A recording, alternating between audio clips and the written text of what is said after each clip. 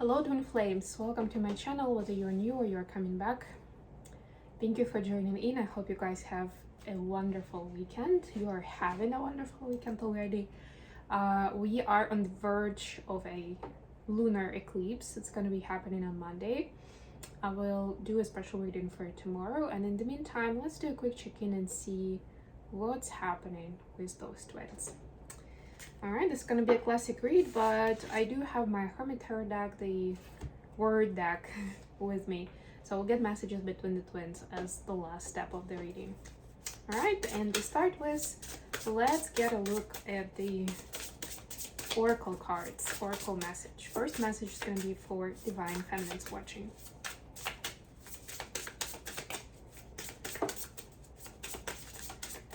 So it's a weird weather in New York this weekend. It's cold, it rains today all day. Tomorrow I think it's gonna get sunny, but still pretty cold. And yeah, it's a weird weather for end of March, but that's where we are. Alright, so for the feminines, we have card number 1. 3, 2, 1, jump. This is your full card, essentially. That's the energy, really. And at the start of this new zodiacal year, new cycle that comes with it, which is head vernal equinox happening, you're being asked to approach this energy with a fresh perspective, with an open mind. Things will be happening that may throw you off your balance, your game, your routine, whatever you planned during this time, right? So if you're like me and you're not very good with changing your plans quickly, you're not overly spontaneous, this is like a big sign flashing in front of you to remind you that that's really important on a spiritual path in general, and during this time especially. And of course, when new opportunities arrive suddenly, be open to say yes and to go for it. You know, like in the improv theater, they say you're supposed, when you're continuing, like one person starts telling a story, another one is supposed to continue. And the main rule is that, because it's improv, right? It's improvisation. So there is no script. That's the point. But the main rule is you're supposed to say yes and continue the story from that perspective. So that's your turn to say yes and continue the story with what your next step is. All right. Let me just try to do a little bit here. Yeah, I think that's better, so I don't keep moving the camera every time I'm doing this with the table. It's only 2 weeks left, less than 2 weeks till my first show, Mindfully Awake. I'm really excited about it, and I hope you guys can come. I'm also gonna be pretty nervous. It's gonna be airing at 6 p.m. Eastern Standard Time on Friday, April 5th, and then every Friday going after that. So I hope you can join, but of course there will be recordings available as well. I'll share more information on how to join live closer to the date. All right, for masculines, we have number 44. Look at that. 44 is the healer card. Your words create worlds. That's a very interesting perspective, especially in the context of a healer, right? Where what we say and even our energy, our presence, is already speaking to the universe, right? At large. Like, this is our imprint. This is who we are, this is where we are, right? Like, all the DNA, all the information is there. Right there, right now, this is what's happening with me, right? You're already saying it, even if it's not literally, maybe it's with your thoughts, however you show up in a situation. You are manifesting your reality, even if you don't realize it, right? So think about what kind of world you want to create with your thoughts, feelings, and actions.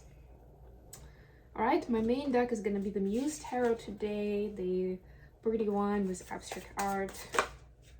Let's see what we have. A little bit less cards today because we'll get those messages separately. Awakening at the bottom of the deck. This is a Judgment card. This is what I'm talking about, this new energy that seems like, it may seem for a minute that it shines so bright that it's hard to figure out what is this even? Like, I can't even see, like, it's so bright that I can't even recognize the details. A silhouette, like, what is it? Who is it? Right? And then our brain gets confused and freaked out, right? Like, oh my God, I need to be on the alert, on the ready to protect at any moment, protect myself, protect this body, this person. But it's important to stay calm and approach it from that open mind of a fool that's more excited about new and unusual things than scared. And you have 9 of Cups, yeah, and then will easily turn into your wish come true. Maybe that's how it appears. You see, again, in this card you have this light, this kind of gold light, right? So maybe your wish is coming in like that, with that bright light, right? And imagine if you're scared and if you push that away. Why? I mean, you wouldn't want to do that, right? So think about it that way. Okay, let's see what we have as the feminines. Knight of Inspiration, clarified by the star. Yeah, so this new time is, of course, reminding you about your connection, about your spiritual journey, your goals, objectives, gifts. What are you here to do? But then again, you need to ground it and turn it into reality, right?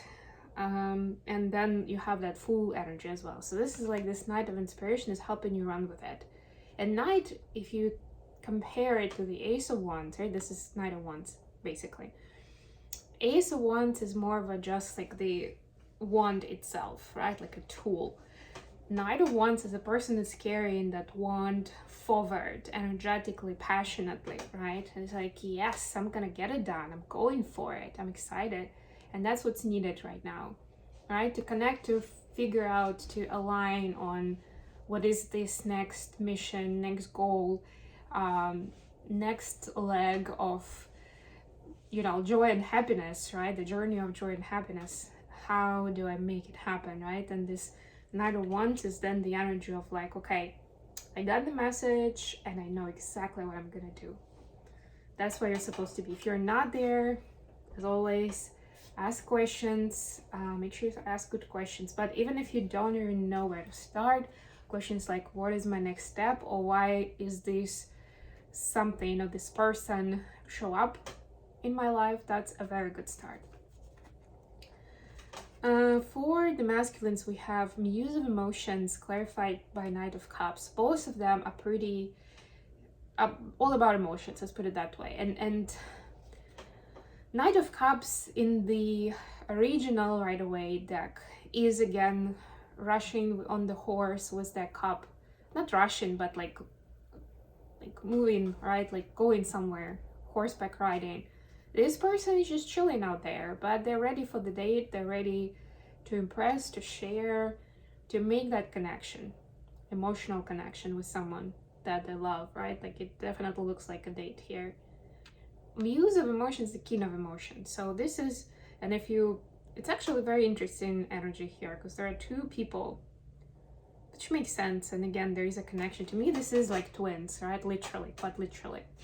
But the Muse of Emotions, the King of Cups, is more about, okay, I can read the room, but I'm not necessarily gonna express that. Like I'm not gonna necessarily act on it, on those feelings and emotions that I have based on what I see, right? I'm gonna keep it to myself. I'm gonna assess. I'm gonna record that information if you wish, right? So this is the main card, really. So the masculines aren't necessarily quite ready to express it in this way, in the physical, but they are considering it. They are acknowledging their feelings, their pull, that no matter how much they've tried to resist, to run away, you know, actively, passively, they, at some point, I'm getting the message, they thought the time will heal this and they'll get over the feminine and the story and the heartbreak of whatever happened in your last phase with them. At some point they thought, okay, I'm gonna actively do stuff based on, I don't know, what I read online, what my friends do, to forget about it all, put it all behind me, put this nonsense behind me, right? So they try different ways to distract themselves, to find somebody new. They tried this, they tried that. Some of them even tried energetic detanglement. Yeah, I know, it's cute, right? That you think you can do it with your twin. But now they're wrapping their head around the fact that the connection is so deep, and essentially these are the twins, even if they don't have that name, but they understand that this person is like their mirror, their other half. And to some extent it means they're exactly the same as me. Oh my god. And to some extent it means they're kind of the opposite, but that's the part where the opposites attract. That's how we can complement each other. We can make each other's life more exciting that way, right? Like they're seeing this, I want to say bigger picture, but also more detail to it. That it's not like it's like an obsession or addiction, which it seemed like that to them for a while. But now they're seeing there's so much more to it than that. Not quite ready to act on it, but it's happening. Things are happening. Additional question is temperance clarified by the world. 2 major arcanas. This is card number 14 and 21. Actually, temperance has twins here as well. But to me, this is like a closing cycle where balance needed to be brought in, where something was not equal give and take, where something was too aggressive or too passive, right? Like something needed to be put into a balanced state. What was it in the cycle for the feminines? Knight of Emotions clarified by the Sun. Yeah, for the feminines it was a desire to be that sun I'm hearing. For the masculine, to be the person that brings in the love, that like, you know, you hear it now and then, like, I have enough love for the both of us. Those kind of ideas needed to be put to rest. Like, you know, if I have enough love and I'm ready to bring it in, then that's all that matters, right? And we'll get you there to, you know, to agree to 100%. You're maybe 60% there, we'll get you to 100. That's okay. Times will change the situation, you know, like having that, I don't want to say blind faith because it sounds negative, but I mean it in a way where it's like there's so much joy and hope there, you know, that you don't necessarily, and you're so enthusiastic and excited about it that you may not necessarily assess the reality efficiently. Where masculines are with their emotions, are they ready to respond, to reciprocate in a balanced way? Essentially, it's like equal give and take idea, but with emotions, with their love, and they were not. And now this reality comes full circle, where feminines are ready to put this behind them and see things more realistically. For masculines, we have the Wheel of Fortune clarified by 4 of Wands. We keep saying this 4 of Wands for the masculines, it's ridiculous. Yeah, for them, the balance that they were looking for was that